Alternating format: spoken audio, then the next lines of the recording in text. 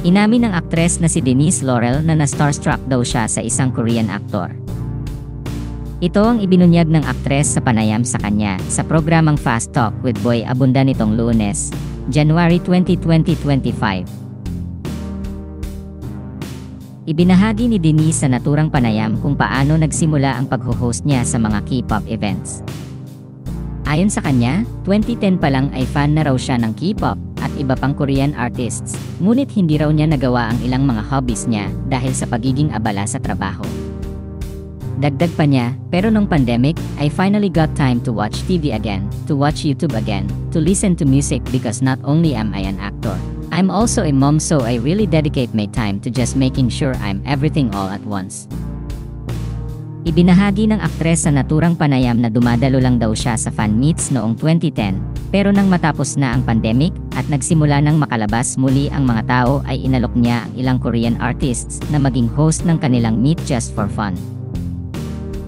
Ayon pa sa kanya, alam niyang makakaya niya ang pag-host sa mga K-pop events dahil naging video jockey o VJ siya noon para sa isang music channel at nag-host na rin siya sa mga music concerts sa Pilipinas.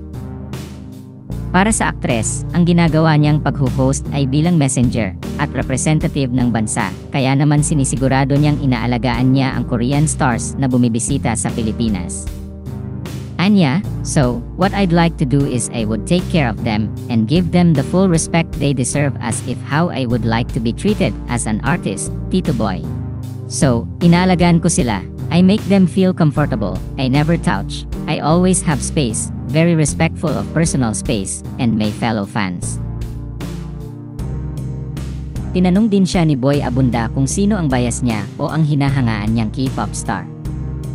Bagamat inamin niyang hirap siyang mamili kung sino ang bias niya, ibinunyag ng aktres na na-starstruck daw siya sa Korean actor na si Chaeyeon-woo.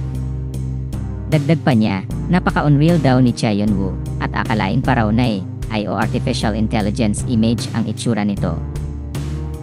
Paglalarawan ng aktres sa Korean actor, so mild-mannered, so professional, mas gwapo pa siya in person than how you see him on TV, and he's very kind. Very professional, may pinagdadaanan siya nung time na yon, but he still powered through with his work and he's still delivering. Samantala, isa ang aktres na si Denise Laurel sa cast ng Kapuso series na prinsesa ng City Jail.